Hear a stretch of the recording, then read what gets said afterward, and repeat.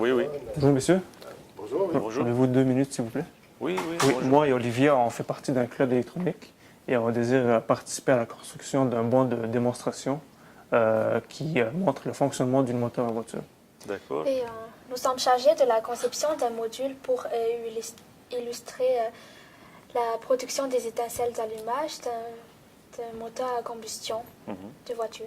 Donc, principalement, ce que vous cherchez, c'est un simulateur de circuit d'allumage. Hein? Oui, dans le fond, c'est ça, c'est une bobine d'allumage, sauf qu'on n'est pas sûr s'il faut remplacer le moteur en rotation par un circuit électronique pour pouvoir déclencher les étincelles. D'accord. Donc, lorsqu'on parle de circuit électronique, comme vous avez vu dans mon cours, c'est que on peut faire différentes opérations. Donc, avec les amplificateurs opérationnels, on va pouvoir faire ce genre d'opérations. Mais par contre, n'oublions pas que ce n'est pas une bobine qu'on va travailler avec. Ça va être principalement un transformateur, parce qu'on a besoin d'augmenter la tension à des tensions presque à 20 kV.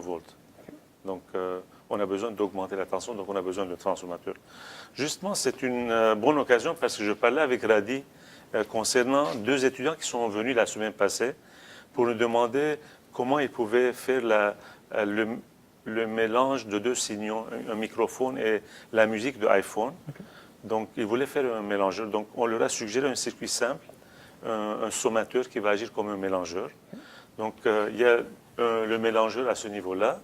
Et puis, il faut juste ajouter un amplificateur de puissance à la sortie, à transfert, par exemple, BJT. Et puis, on va pouvoir écouter facilement la voix et la musique sur un haut-parleur. En même temps. Donc c'est avec les éléments du cours que vous voyez, vous pouvez réaliser beaucoup de choses et on va certainement pouvoir répondre ou vous aider à concevoir votre circuit. Mais peut-être tu pourras discuter un peu des différents blocs ou des différentes fonctions qu'il faut réaliser pour réaliser leur simulateur. Oui, d'accord. Donc, pour faire le simulateur, on a besoin vraiment d'avoir une tension qui est très, très élevée. Donc, ce qu'on va faire, on va premièrement générer un signal carré, rectangulaire, à l'aide d'un oscillateur. Donc, on est dans un mode qui est non linéaire, hein, parce qu'on va saturer l'amplificateur opérationnel. Donc, c'est ce qu'on appelle un oscillateur à relaxation. Donc, cet oscillateur-là, à la sortie, on va avoir, comme vous allez voir sur les transparents, une onde rectangulaire. Donc, cette onde rectangulaire a une fréquence qui est fixe. Donc, nous autres, on aimerait avoir des impulsions.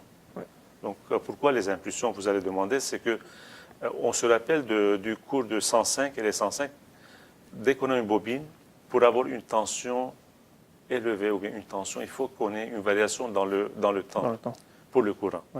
Donc, pour qu'on ait des tensions élevées, il faut que le courant varie durant une courte période de temps. Donc, on a principalement besoin des impulsions de courant. Comment générer ces impulsions? C'est qu'on veut premièrement prendre ce signal rectangulaire, on va le transformer en un signal qui est triangulaire pour qu'on puisse faire un changement d'amplitude en fonction du temps. Puis, ça, c'est le 2e étage. Donc, le 2e étage, ça va être un intégrateur pour pouvoir prendre le signal rectangulaire et transformer en un signal qui est triangulaire. Donc, le 3e étage, ça va créer ce qu'on appelle la modulation de la jauge d'impulsion, MLI, ou bien en anglais, c'est Pulse Width Modulation, PWM. Donc, ce qu'on va faire, le dernier étage va agir comme un comparateur. Donc, c'est en mode non linéaire. Le comparateur, on va rentrer le signal triangulaire et on va rentrer un signal qui est constante comme référence. Donc, la sortie va être la comparaison entre les 2 signaux. Donc, en changeant la tension DC, on va pouvoir changer la largeur de la modulation, la largeur de notre impulsion. Et cette impulsion-là, on va pouvoir mettre directement dans la bobine. Mais on a un petit problème parce que l'amplificateur opérationnel simple qu'on a vu dans la classe, le courant maximum qu'il peut fournir, c'est presque 15 à 20 mA. Donc, il faut amplifier le courant. Donc, ce qu'on va faire, on va mettre par exemple ce qu'on a appelé dans le cours de BJT, un amplificateur Darlington pour pouvoir augmenter le courant. Une fois qu'on a augmenté le courant avec des impulsions, l'impulsion rentre dans la bobine au primaire. Et puisqu'il y a un rapport de transformation qui est très, très élevé, au secondaire, on va avoir une tension qui est très, très élevée. Donc, si on a, par exemple, 2 électrodes, une des électrodes qui est à la masse et l'autre électrode a une tension très, très, très élevée, la tension élevée va vraiment faire passer un courant dans l'air, donc qui va créer un arc. Une étincelle. Une étincelle. Et cette étincelle-là va être utilisée dans le démarrage des pistons, parce qu'il y a l'essence qui arrive. En même temps, il faut que l'étincelle soit initiée pour qu'il y ait un bombardement, si vous voulez, de l'essence. Et puis, le piston va commencer à bouger. Ok. Et En fait, l'impulsion, elle va tout simplement faire fermer et ouvrir en quelque sorte le transistor et donc couper et mettre en circulation le courant. Ça jouerait le rôle d'un rupteur en quelque sorte pour la mécanique classique. Mais là-dedans, il y a un étage qui est un peu délicat, c'est l'intégrateur.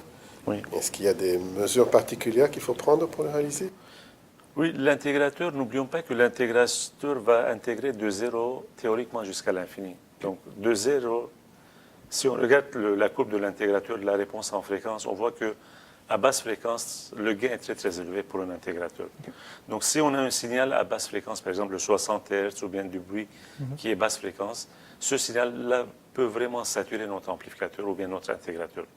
Donc, pour régler ce problème-là, ce qu'on va faire, on va ajouter au borne du condensateur une autre résistance. Donc, on va ajouter en parallèle avec le condensateur une résistance pour pouvoir couper la saturation des basses fréquences. Je pense que là, vous avez l'essentiel des blocs qui vont vous aider à réaliser votre projet.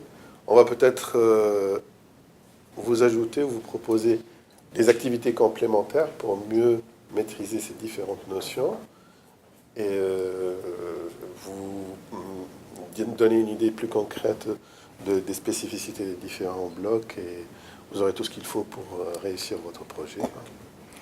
Je pense que ça va bien nous aider. Il faut juste se rappeler que on est en train de simuler. Hein. Oui. Dans la vraie vie, c'est pas comme ça que ça va marcher. Donc, il y a la tension qui va venir de la batterie, de la voiture. Donc, ce qui va faire le changement brusque, ça va pas être des comparateurs, etc. Ça va être principalement sur l'axe du moteur, il y a un système mécanique qui va s'ouvrir et se fermer pour générer cette impulsion. Et une fois que cette impulsion est générée, vous savez, il y a des bougies. Oui. Donc, les étincelles vont être créées dans la bougie et les bougies vont être dans la partie du piston du moteur et qui vont faire l'étincelle. Alors à la base, c'était un système mécanique qui ouvrait et fermait, mais avec l'évolution de l'électronique, on utilise de plus en plus des capteurs et des circuits appropriés pour synchroniser le déclenchement de l'étincelle au bon moment de la montée du piston pour produire l'explosion et faire tourner le moteur. Mais ce que vous allez avoir, c'est un circuit très simple à base de vos connaissances qui permet de montrer comment on produit cette étincelle et ça va être suffisant, je pense, pour comprendre le principe. En fin de compte, Radi, il y avait un site qui était très intéressant pour comment le moteur démarre. Je vais vous envoyer ce lien-là. Oui. Comme ça, vous allez voir vraiment physiquement qu'est-ce qui se passe dans la voiture. Parfait. D'accord? Je pense que ça va bien nous aider. Merci beaucoup. OK. Merci. Bonne chance, hein? Bonne journée, merci. Bye bye.